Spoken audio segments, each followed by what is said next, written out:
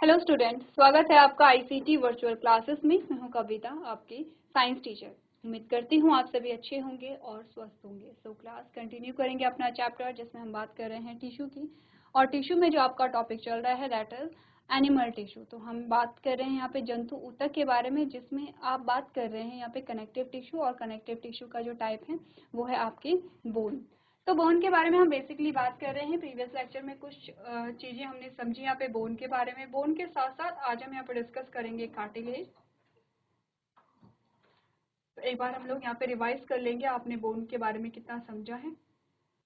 चलिए, तो हमने कहा कि हम स्केलेटल पे हैं और स्केलेटल में हमने बोन को डिस्कस कर लिया है। कार्टिलेज आज हम यहाँ पे डिस्कस करेंगे। तो कनेक्टिव टिश्यू में हमने कौन कौन सी चीजें हैं जो डिस्कस कर ली हैं, जैसे एरियोलर अभी आपका रह जाता है, एडिपोज एरियोलर रह जाता है, एडिपोज आपका रह जाता है। स्केलेटल हमने यहाँ पे डिस्कस कर लिया है, लेकिन बोन वाला पोर्शन किया है। तो हम बात करेंगे यहाँ पे कार्टिलेज के बारे में। फ्लूइड आपने यहाँ पे डिस्कस कर लिया है, जिसमें आपने बोन और लिम्फ दोनों चीजों की यहाँ पे बात की है। आगे बात करते हैं। एक बार आप लोग रिवाइज कर लेंगे, जैसे जैसे आपकी स्लाइड आगे बढ़ती है तो आप लोग रिवीजन करते रहेंगे आपने क्या क्या चीजें समझी हैं यहाँ तक। बोन के बारे में बात कर रहे हैं और प्रीवियस लेक्चर में काफी सारी चीजें हमने बोन के बारे में समझी, जैसे इसका मैट्रिक्स जो होता है वो हार्ड होता है, जो कैल्शियम और फास्फोरस से बना हुआ होता है। और फंक्शंस के बारे में हम बात करें तो हमने क्या एक फ्रेमवर्क दे रहे हैं, यहाँ पर मूवमेंट में हेल्प होते हैं और आपके जो इंटरनल ऑर्गन है, जो विसरल ऑर्गन है, उनको प्रोटेक्ट करते हैं। जैसे रिब केज में आपके लंग्स यहाँ पे क्या होते हैं, सेफ रहते हैं, आपका हार्ट रहता है यहाँ पे। आपने कहा आपकी किडनी जो है वो भी यहाँ पे सेफ रहती हैं। तो क्या करता है, जो आपका स्केलेटल सिस्टम है वो आपके जो कोमल अंग होते हैं, जो आंतरिक अंग होते हैं, उन्हें सेफ्टी प्रोवाइड करता है। आगे बढ़ते हैं, यहाँ पर आते हैं कार्टिलेज पे। आपने कहा कार्टिलेज जो है यहाँ पर वो कुछ बोन लाइक स्ट्रक्चर होते हैं, लेकिन हमने कहा था कि जो बोन्स होती हैं वो इनफ्लेक्सिबल होती हैं। कार्टिलेज आपके फ्लेक्सिबल होते हैं। जैसे अगर आपने अपना ईयर पिन्ना देखा होगा, यह आपका ईयर, और आप अपने ईयर को इस प्रकार से फोल्ड कर सकते हैं, तो सभी कर सकते हैं। आपने कहा ऐसा ये पूरा बोन लाइक स्ट्रक्चर भी नहीं है, लेकिन ये स्किन भी नहीं है। ऐसा तो नहीं है स्किन है, ये आपकी मांसपेशियां हैं। ऐसा भी नहीं है, ऐसा भी नहीं है आपकी बोन है। तो आपने कहा कि बोन जैसा स्ट्रक्चर, लेकिन बोन में लचीलापन नहीं होता, इसमें लचीलापन पाया जाता है। जैसे आपका ईयर पिन्ना है, जैसे आपके जो नोज है, आप उसे क्या कर सकते हैं, मूव कर सकते हैं। ठीक है, तो जैसे आपके जो विंड पाइप है वहां पर जो कार्टिलेज है वो पाया जाता है। तो कार्टिलेज बेसिकली क्या देता है, लचीलापन प्रदान करता है। तो पढ़ लेते हैं एक बार कार्टिलेज के बारे में। आपने कहा cartilage is present over the joint of the bones and provide them with a smooth structure. Location कहाँ कहाँ पे बताई गई है। कार्टिलेज हड्डियों के जोड़ के ऊपर पाया जाता है। अब ध्यान से देखिए, हड्डियों के जोड़ के ऊपर पाया जाएगा, क्योंकि जोड़ में क्या होती है, मूवमेंट होती है। तो ये क्या करेगा, मूवमेंट में हेल्प देगा वहां पे। ठीक है, और उन्हें एक चिकनी संरचना प्रदान कर दे, एक स्मूथ सरफेस वहां पे क्या करेगा, इसे देगा। नेक्स्ट है, for example the nose tip and the air pinna, trachea और लैरिंग्स। ये कुछ उदाहरण होते हैं। जैसे कि आपने कहा कि नाक की जो नोक होती है, आप अपनी नोज को इस प्रकार से मूव कर पाते हैं। कान का जो एयर पिन्ना होता है, जैसे हमने कहा आपका जो कान है और ये आपका पूरा एयर पिन्ना है, तो ये आपका पूरा कार्टिलेज से बना है। इसे आप इस प्रकार से मूव कर सकते हैं, मोड़ सकते हैं। नेक्स्ट आपने कहा श्वास नली और स्वर यंत्र में, यानी कि आपके ट्रैकिया जो होता है वहां पर भी जो कार्टिलेज है वो पाया जाता है। They contain a solid matrix made of a protein and sugar. अब इनका जो मैट्रिक्स बना होता है वो प्रोटीन और शुगर से बना होता है। शुगर लिखेंगे, चीनी नहीं होगा, शुगर होगा। ठीक है, यानी कि बेस्ट जो टर्म होगा वो शुगर होती है। शुगर और प्रोटीन से बना हुआ होता है इनका मैट्रिक्स, जो कि एक क्या होगा, ठोस होगा। यहाँ पे they have a homogeneous matrix, इनके पास क्या होता है, एक समरूप मैट्रिक्स यहाँ पर पाया जाता है। It provides support and flexibility to various parts of the body. आपने कही हमारे शरीर के विभिन्न हिस्सों को सहारा और लचीलापन देता है। ठीक है, फ्लेक्सिबिलिटी देता है। चलिए, यहाँ तक की बात हो गई कार्टिलेज के बारे में। अब आते हैं यहाँ पर, हमने कहा हमारे पास दो जो यहाँ पे आपके कनेक्टिव टिश्यू हैं वो रह जाते हैं। अगर आप यहाँ पे चार्ट में आएंगे, चार्ट आपको बार बार इसलिए दिखाया जा रहा है ताकि आपको पता रहे कि आप कहाँ पर क्या पढ़ रहे हैं। अब आते हैं हम यहाँ पर एरियोलर और एडिपोज टिश्यू पे। एरियोलर और एडिपोज टिश्यू जो है ये भी कनेक्टिव टिश्यू ही है, और इनका फंक्शन क्या होता है ये अब एक बार हम देख लेंगे। इन दोनों को डिस्कस करने के बाद आपका कनेक्टिव टिश्यू जो है वो पूरा कंप्लीट हो जाएगा। फिर आपके रह जाते हैं मस्कुलर और नर्वस टिश्यू। तो चलिए आगे बढ़ते हैं और स्टार्ट करते हैं। चलिए सबसे पहले हमारे पास आते हैं एरियोलर टिश्यू। एरियोलर टिश्यू जो हमारे पास दो टाइप के आते हैं, टेंडोन और लिगामेंट। यही हमने पढ़ा था, आगे जाकर के हम बात करेंगे जब, तो हमारे पास दो टाइप के टिश्यू आएंगे जिसमें हम बात करेंगे यहाँ पर लिगामेंट्स के बारे में और हम बात करेंगे टेंडोन के बारे में। तो थोड़ा सा यहाँ पे टेंडोन और लिगामेंट पहले पढ़ लेते हैं, फिर एरियोलर पढ़ेंगे और एरियोलर के टाइप्स में हम लिगामेंट और टेंडोन के बारे में बात करेंगे। तो हमने कहा टेंडोन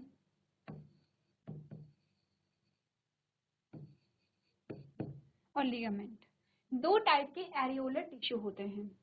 एक निमोनिक आपको याद रखना है, बी, एल और बी। इसमें क्या होता है, जैसे फॉर एग्जांपल कोई बोन है, अब ध्यान देखिए सारी बोन ऐसी नहीं होती हैं, ठीक है, आप ये नहीं कहेंगे कि सारी ही बोन ऐसी होती हैं। ये इजी स्ट्रक्चर है यहाँ पे समझाने के लिए, इसीलिए हम क्या करेंगे, ऐसे बनाएंगे। ये एक बोन है, इस बोन से एक दूसरी बोन अटैच हो रखी है इस प्रकार से, दूसरी बोन यहाँ पर अटैच हो रखी है, ठीक है। अब दूसरी बोन जो अटैच होती है वो ऐसे ही तो अटैच नहीं होगी, अब हड्डी से हड्डी अगर जुड़ रही है तो उसे जोड़ने के लिए कुछ तो चाहिए। जैसे जोड़ने के लिए आप फेविक्विक, फेविकोल या जो गम है उसका यूज करते हैं, वैसे ही यहाँ पर जोड़ने के लिए कुछ तो चीज चाहिए। बोन से बोन को कनेक्ट करने का काम कोई तो करेगा। तो आपने कहा ये है बोन, तो बोन का सिर्फ बी लिखेंगे, और ये भी है सिर्फ बोन, तो इस बोन का भी सिर्फ बी लिखेंगे। बीच में बोन से बोन को जो कनेक्ट करने का काम करता है दैट इज लिगामेंट। तो ये क्या होगा आपका लिगामेंट, और लिगामेंट का सिर्फ एल हम यहाँ पर लिखेंगे। तो बीएलबी हमारा क्या है, शॉर्ट फॉर्म होता है जिससे हम याद रखते हैं, क्योंकि एरियोलर में हम दो चीजें पढ़ रहे हैं, टेंडोन और लिगामेंट। तो पहले टेंडोन को पढ़ लेते हैं, फिर हम देखेंगे कंफ्यूजन कहाँ आता है। ये तो है लिगामेंट, जो दो बोन को कनेक्ट करने का काम करेगा वो होगा आपका लिगामेंट। अब टेंडोन का क्या काम होगा, आपने कहा हमें ऊपर लिगामेंट लिखना चाहिए था ताकि टेंडोन को आप नीचे लिख सकें।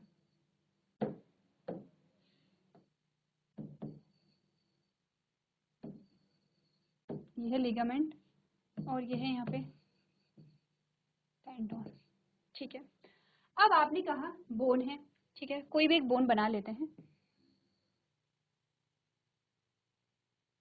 कोई भी हो सकता है। आपने कहा कि दो बोन है और दो बोन में हमने यहाँ पर क्या देखा है, दो बोन में मसल्स हैं यहाँ पे, ठीक है। अब यहाँ पर कोई एक मसल हम बना लेते हैं,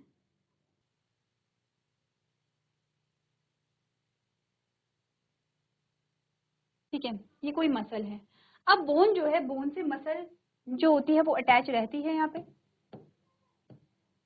पे बीच में बोन और मसल्स के बीच में भी अटैचमेंट होगा। हमने क्या बोला है, आपको एक पूरी संरचना कैसे मिलती है, जब आपकी हड्डियों के ढांचे पे आपके मसल्स यहाँ पे अटैच होती हैं। तो हड्डियों से यहाँ पर हमने क्या बात की है, देखिए हमने बोला ये तो है आपकी बोन, ये है आपकी बोन और ये है आपकी क्या, मसल। तो बोन और मसल को बीच में जो यहाँ पर क्या करेगा, अटैच करेगा, उसे हम क्या कहते हैं, लिगामेंट कहते हैं। वो है आपका लिगामेंट, ठीक है। क्या समझे, हम ये समझे हैं कि जो एरियोलर टिश्यू है हमारा, कनेक्टिव टिश्यू का एक टाइप आता है, वो है एरियोलर टिश्यू। जैसे स्केलेटल आपने देखा है, जैसे फ्लूइड आपने देखा है, तो स्केलेटल में हमने बोन और कार्टिलेज पढ़ा है, फ्लूइड में हमने ब्लड और लिम्फ पढ़ा है, एरियोलर में हम लिगामेंट और टेंडोन पढ़ेंगे। तो दो टाइप के होते हैं एरियोलर टिश्यू। लिगामेंट का काम होता है बोन से बोन को कनेक्ट करना, तो बोन से यानी कि दो बोन आपस में जुड़ती हैं लिगामेंट के थ्रू, इसे हम याद करते हैं निमोनिक बीएलबी से, ठीक है। टेंडोन जो है, टेंडोन क्या करेगा, बोन से मसल्स को अटैच करने का काम करेगा, यानी कि जो मसल्स है वो बोन पे अटैच हो रही है, किसकी सहायता से हो रही है, हमने कहा यहाँ पे टेंडोन की सहायता से हो रही है। तो यहाँ पर जो निमोनिक बनेगा वो कैसा बनेगा, हमने कहा कि ये जो मसल्स हैं वो उसे बोन से कनेक्ट कौन करेगा, टेंडोन करेगा। तो एमटीबी यहाँ पर एक निमोनिक बनेगा, ठीक है। तो हमने कहा एमटीबी से अच्छा बीएलबी है, इजी है। सिर्फ एक निमोनिक रखें, क्योंकि दोनों में कंफ्यूजन होता है। बोन से बोन को कनेक्ट कौन करेगा और बोन से मसल को कनेक्ट कौन करेगा, इसमें कंफ्यूजन होता है कि टेंडोन होगा या लिगामेंट होगा। तो हम इजीली क्या करते हैं, लिगामेंट का हम निमोनिक बना लेते हैं, शॉर्ट फॉर्म बनाते हैं पीएलबी। अब हमें पता है कि बीएलबी यानी कि बोन से बोन को कनेक्ट करने में लिगामेंट होगा, तो बचा कौन सा, टेंडोन। तो टेंडोन क्या करेगा, बोन से मसल को क्या करेगा, कनेक्ट करेगा। ठीक है, ये दो टाइप की हमने बात कर ली है, जैसे हमने यहाँ पर भी बताया गया है सेम जो स्ट्रक्चर है।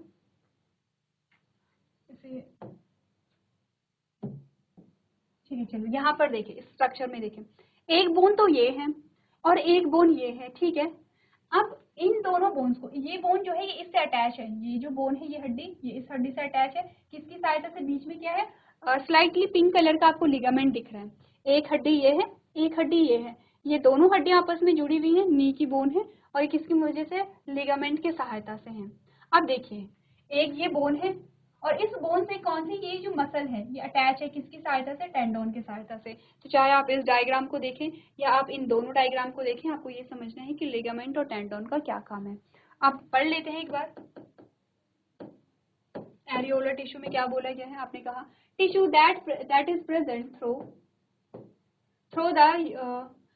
The areolar connective tissue is a type of connective tissue, यानी कि ये क्या है, एक एरियोलर संयोजी ऊतक एक प्रकार का संयोजी ऊतक है। That is present through the human body, जो पूरे मानव शरीर में मौजूद होता है। It provides support and helps to protect organs, muscles and many other tissues.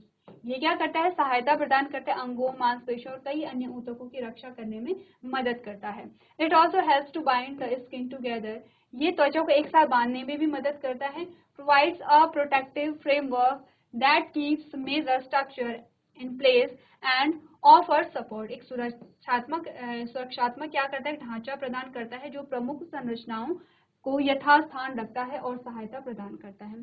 तो ये है डेफिनेशन एरियोलर टिश्यू की। टाइप्स की डेफिनेशन आगे हमारे पास आएगी, एक बार आप लोग रीड कर लेंगे। अगर आपको लगता है कि नोट करना है तो आप लोग नोट कर लेंगे, एक बार आप लोग देख लेंगे इसे।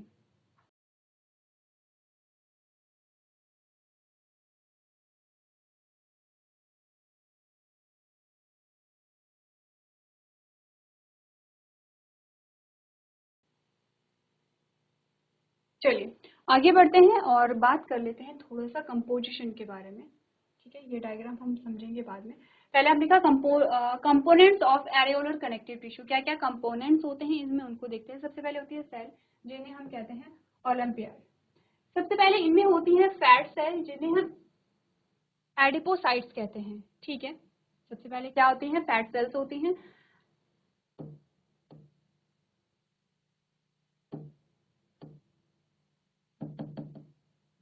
जिन्हें हम क्या कहते हैं, एडिपोसाइट्स कहते हैं। तो ध्यान देखिए, इन फैट सेल्स का नाम भी आपको ध्यान होना चाहिए। हमने क्या बोला है, एडिपोसाइट्स यहाँ पर बोला है।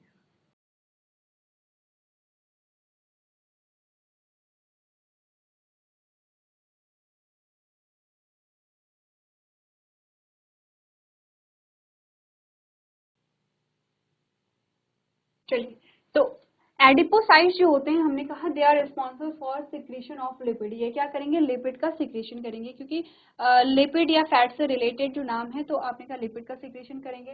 नेक्स्ट है फाइब्रोब्लास्ट, आपने कहा they are present in the highest amount in areolar tissue, they are responsible for the secretion of fibre. ये क्या करेंगे, फाइबर का सिक्रीशन करते हैं। मास्ट सेल जो होते हैं, they are release histamine that plays a role in allergic reaction. Histamine cells जो होती है वो क्या करती हैं, यहाँ पर जो यहाँ पे पैथोजेंस होते हैं उन्हें किल करने में, उन्हें खत्म करने में मदद करती हैं, यानी कि इम्यून सिस्टम का पार्ट आपका है। फिर है macrophages, they eat any germs and infectious cells in the body. ये भी अलग टाइप की कुछ सेल्स होती हैं जो पैथोजन को खा जाती हैं, बेसिकली उन्हें डिस्ट्रॉय कर देती हैं। प्लाज्मा सेल्स होती हैं, दे प्रोड्यूस एंटीबॉडीज, ये एंटीबॉडीज प्रोड्यूस करती हैं। आपने देखा होगा जब हम इम्यून सिस्टम की बात करते हैं तो एंटीबॉडीज और एंटीजन ऐसे जो टर्म्स है हम डिस्कस करते हैं। तो एंटीबॉडीज एक्चुअली में क्या होती हैं, जो यहाँ पे जर्म्स होते हैं, जो पैथोजन्स होते हैं, उनके अगेंस्ट कुछ सेल्स बनती है जिन्हें एंटीबॉडीज कहते हैं, जो इन्हें किल करने में मदद करती हैं। अब आप सोचेंगे एंटीबॉडीज भी जर्म पैथोजन को मार रही है, मैक्रोफेजेस भी मार रही है, मास्टर सेल भी मार रही हैं, तो एक जैसा काम है। हमने कहा आपकी बॉडी पैथोजेंस के लिए, डिफरेंट पैथोजेंस के लिए डिफरेंट तरीके से क्या करती है, यहाँ पे जो उन्हें डिफरेंट प्रोसेस है उन्हें किल करती है। तो ऐसा नहीं है कि हमारी बॉडी में एक ही जैसे पैथोजन आ रहे हैं, हमने कहा अलग अलग प्रकार के पैथोजन आ सकते हैं और बॉडी जो रिएक्ट करती है वो अलग अलग तरीके से करती है, जिसके लिए अलग अलग जो सेल्स है वो भी हैं कि कोई माइल्ड अगर इन्फेक्शन है यानी कि कोई नॉर्मल पैथोजन है तो उसे किल किया जाता है नॉर्मली सेल्स के थ्रू। कुछ बड़ा इन्फेक्शन अगर हो जाता है तो वहाँ पर आपकी इम्यून सेल्स, सारी इम्यून सेल्स एक्टिव वहाँ पे हो जाती हैं। नेक्स्ट आपने का जो फाइबर है, आपने का पहले सेल्स है फिर फाइबर है, तो फाइबर कितने प्रकार के, कोलेजन फाइबर है, they provide a tensile strength to the tissue, ये क्या कहते हैं टिश्यू को स्ट्रेंथ यहाँ पर देते हैं। इलास्टिन फाइबर आपने कहा they provide a elasticity to the tissue, यानी कि इलास्टिसिटी देते हैं यहाँ पर किसको, टिश्यू को। ग्राउंड सब्सटेंस जो है आपने कहा it is fluid matrix that holds cells and fibre of the cells. तो यहाँ पर अलग अलग टाइप के आपके सेल्स और फाइबर आते हैं जो किसके कंपोनेंट हैं, एरियोलर टिश्यू के कंपोनेंट्स हैं। हमने क्या बोला, सबसे पहले वसा कोशिकाएं आती हैं जो लिपिड के श्रावण के लिए जिम्मेदार होती हैं। नेक्स्ट है फाइब्रोब्लास्ट, ये एरियोलर ऊतकों में सबसे अधिक मात्रा में मौजूद होते हैं, वे तंतुओं के स्राव के लिए जिम्मेदार हैं। मास्ट कोशिकाएं हैं, ये हिस्टामिन जारी करती हैं जो एलर्जिक प्रतिक्रियाओं में महत्वपूर्ण भूमिका यहाँ पे निभाता है। मैक्रोफेज है जो शरीर के किसी भी रोगाणु या संक्रामक कोशिकाओं को खाते हैं। प्लाज्मा कोशिकाएं ये एंटीबॉडीज का उत्पादन करते हैं। सेकेंड है रेशियो की अगर हम बात करें, कोलेजन फाइबर है जो ऊतकों में तन्य शक्ति प्रदान करते हैं। इलास्टिन है, ये ऊतकों में क्या करते हैं, यहाँ पे लचीलापन देते हैं। और ग्राउंड सब्सटेंस है, यहाँ पे आप ग्राउंड लिख लेंगे, ग्राउंड सब्सटेंस है, ये एक द्रव मैट्रिक्स है जो ऊतक की कोशिकाओं और तंतुओं को धारण करता है। तो एक बार आप लोग जो कंपोनेंट्स है उन्हें यहाँ पर पढ़ लेंगे और ये नोट भी करनी है, ये सारे आपको नोट करनी है क्योंकि ये इंपॉर्टेंट यहाँ पर आपके पास आते हैं।